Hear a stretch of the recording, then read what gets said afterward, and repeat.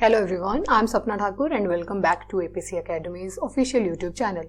हम डिस्कस कर रहे हैं करंट अफेयर्स। हमारा क्वेश्चन नंबर 1 है, global terrorism index was topped by which country?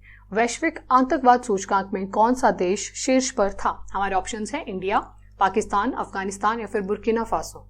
Right answer हो जाएगा अफगानिस्तान। बुर्किना फासो सेकंड पर था और सोमालिया थर्ड पर था। वर्ल्ड टेररिज्म इंडेक्स की रिपोर्ट पब्लिश की जाती है institute of economics and peace द्वारा। ये कंट्रीज को 0 से 10 के बीच में स्कोर करते हैं। 0 का मतलब है कि वहां पे बिल्कुल भी आतंकवाद नहीं है और 10 का मतलब है कि वो कंट्री मोस्टली अफेक्टेड है टेररिज्म से। अफगानिस्तान का स्कोर कितना रहा? 8.822। हमारे लिए इंपॉर्टेंट हो जाएगा भारत का रैंक, जो कि रहा 13th। ये टेररिज्म इंडेक्स की कौन सी रिपोर्ट थी? ये इस बार की 10th रिपोर्ट थी।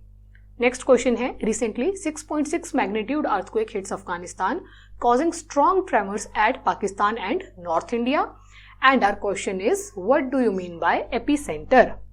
हाल ही में अफगानिस्तान में 6.6 मैग्नीट्यूड का भूकंप आया, जिससे पाकिस्तान और उत्तर भारत में तेज झटके आए।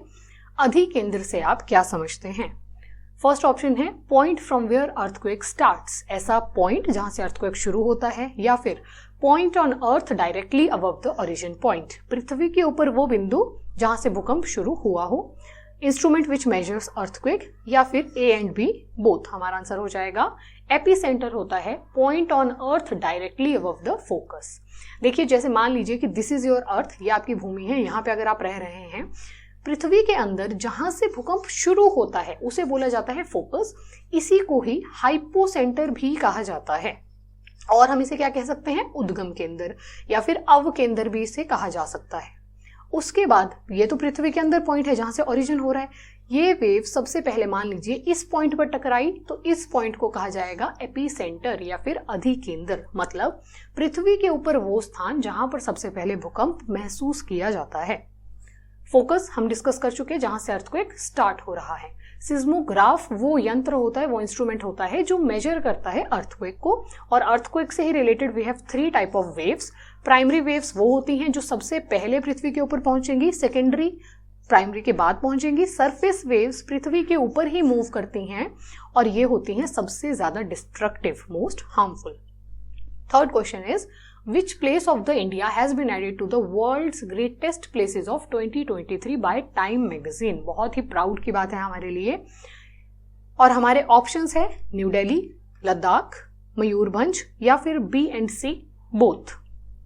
टाइम मैगजीन ने भारत के लद्दाख और मयूरभंज 2 स्थानों को जोड़ा है इस लिस्ट में। पहले रैंक पर कौन है? टैम्पा, फ्लोरिडा, यूएसए का एक सिटी। लद्दाख को रैंक मिला है 31st और मयूरभंज को मिला है 32nd रैंक। इसी के अलावा एक और इंपॉर्टेंट क्वेश्चन हो जाता है, time person of the year 2022। Ukraine के प्रेसिडेंट को यह अवार्ड दिया गया था। द स्पिरिट ऑफ यूक्रेन आप यहाँ पे देख सकते हैं। यूक्रेन वॉर की वजह से बहुत ज्यादा न्यूज में था और इनको इनके एफर्ट्स के लिए ये पुरस्कार दिया गया था, Vladimir Zelensky. Next question, recently Finland topped the world happiness index for 6th time in a row. What is India's rank? Very important question. हाल ही में फिनलैंड लगातार 6ठी बार वैश्विक खुशहाली सूचकांक में शीर्ष पर रहा। भारत की रैंक क्या है? हमारे ऑप्शन है 126, 136, 146 या फिर 100। राइट आंसर हो जाएगा 126। वर्ल्ड हैप्पीनेस डे कब मनाया जाता है? 20 मार्च को मनाया जाता है। इसी ही दिन ये हैप्पीनेस रिपोर्ट जो है वो पब्लिश हुई। इस बार की थीम है be mindful, be grateful and be kind. Denmark second पे था, आइसलैंड थर्ड पे था। भारत 126 रैंक पर तो है, साथ ही में अफगानिस्तान जो है वो लास्ट रैंक पर है। आप समझ सकते हैं, जो देश ग्लोबल टेररिज्म इंडेक्स में फर्स्ट पर होगा, ऑब्वियस सी बात है कि वो खुशहाल देशों की सूची में सबसे अंतिम में ही आएगा। हमारे पड़ोसी देश जो है मैक्सिमम हमसे आगे हैं, जैसे कि चाइना 64th पर, Nepal 78 and Pakistan 108 and Bangladesh 118। Europe का मैप अगर हम यहाँ पे देखें, this is the country Norway, Sweden, Finland. Maximum जो हैप्पीनेस इंडेक्स में यूरोप के ही 10 में से 8 देश यूरोप के हैं टॉप 10 में। आप यहाँ पे देख सकते हैं नॉर्वे की कैपिटल है ओस्लो, स्वीडन की कैपिटल होगी स्टॉकहोम और फिनलैंड की होगी हेलेंसिकी। नेक्स्ट क्वेश्चन देखते हैं, Who has become the oldest player to win ATP Masters 1000 title? ATP Masters 1000 खिताब जीतने वाले सबसे उम्र दराज खिलाड़ी कौन बने हैं? हमारे ऑप्शंस हैं रोहन बोपन्ना, सुरजीत पटेल, राकेश शर्मा या फिर आलोक अवस्थी। राइट आंसर हो जाएगा रोहन बोपन्ना। 43 इयर्स ओल्ड हैं, भारत के रहने वाले हैं। इसके अलावा ये 24 ATP टाइटल्स ऑलरेडी जीत चुके हैं, जिसमें से 5 हैं ATP Masters 1000 titles. Next question, when is world water day celebrated? Quite easy question. विश्व जल दिवस कब मनाया जाता है? हमारे ऑप्शन हैं 21 मार्च, 22 मार्च, 23 मार्च या फिर 24 मार्च।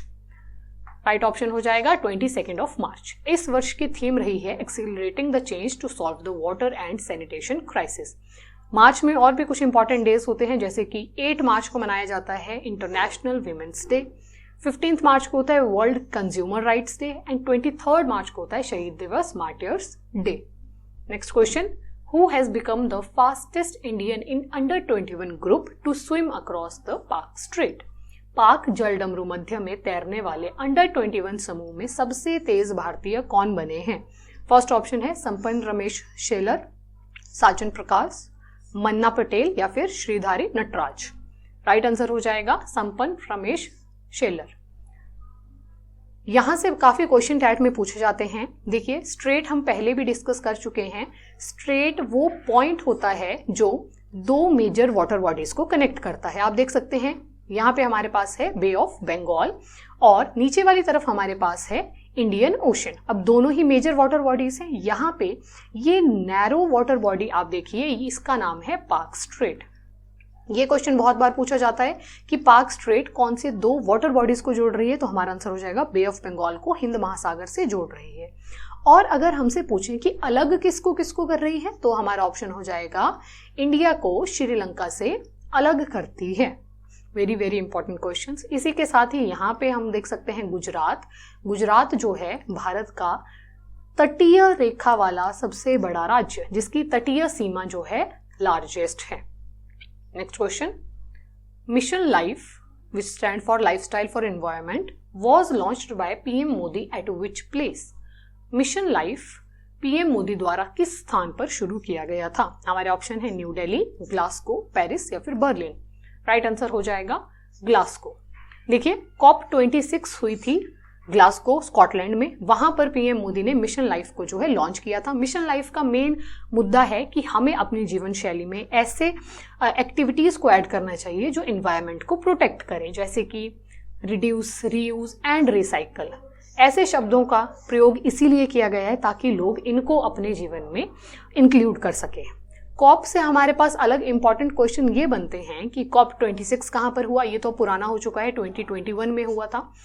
एंड COP27 कहां पर हुआ? COP28 कहां पर होगा? COP28 UAE में होगा, 2023 के दिसंबर में होगा। और अर्थ समिट की अगर हम बात करें, ये तो टैट का बहुत ही रिपीटेड क्वेश्चन है। 1992 में पहली बार हुआ पृथ्वी सम्मेलन, किस प्लेस पर हुआ? रियो डी जेनेरियो। रियो डी जेनेरियो कहाँ का प्लेस है? तो ब्राजील का एक सिटी है, साउथ अमेरिका में पड़ता है ब्राजील, और ब्राजील में है Rio de Janeiro. Next question, when was spring equinox? बसंत विषुव कब था? 21 मार्च, 22 मार्च, 23 मार्च या फिर 24 मार्च? राइट आंसर हो जाएगा 21 मार्च। देखिए, ज्योग्राफी से ये सीजन्स वाला क्वेश्चन बहुत पूछा जाता है।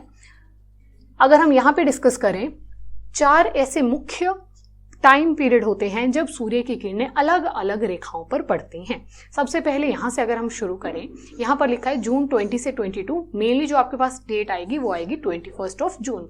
21 जून को सूर्य की किरणें सीधी पड़ती हैं कर्क रेखा पर। कर्क रेखा की वैल्यू कितनी है? 23.5 डिग्री नॉर्थ।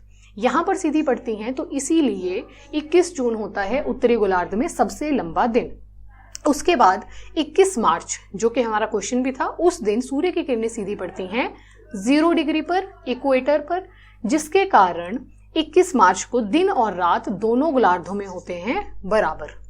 21 या 22 दिसंबर को सूर्य की किरणें सीधी पड़ती हैं मकर रेखा पर, which is tropic of Capricorn, और उस समय दक्षिणी गोलार्ध में होती है समर्स और उत्तरी गोलार्ध में हो जाएगी winters.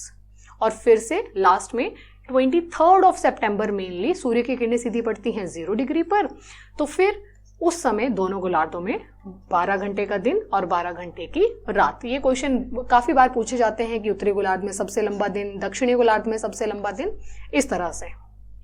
Next and last question for this video, Atal Sarathi was launched by. अटल सारथी किसके द्वारा लॉन्च किया गया था? हमारा ऑप्शन है NITI Aayog, president, prime minister या फाइनेंस मिनिस्ट्री। राइट आंसर हो जाएगा नीति आयोग। अटल इनोवेशन मिशन के अंतर्गत ही अटल सारथी लॉन्च किया गया। किस लिए? ताकि स्कूल्स को सेल्फ मॉनिटरिंग अप्रोच को अपनाने के लिए एक टूल मिल सके। नीति आयोग की अगर हम बात करें, 1 जनवरी 2015 को इसकी स्थापना हुई। प्लानिंग कमीशन को हटा के योजना आयोग हमारे पास होता था पहले, उसको हटा के नीति आयोग की स्थापना की गई है। नीति की फुल फॉर्म क्या है? National institution for transforming India. और करंटली CEO कौन है? BVR Subrahmanyam. That's all for this video. Thank you so much for watching. अगर आपको पसंद आए लाइक करें, शेयर करें, हमारे चैनल को सब्सक्राइब करें। धन्यवाद।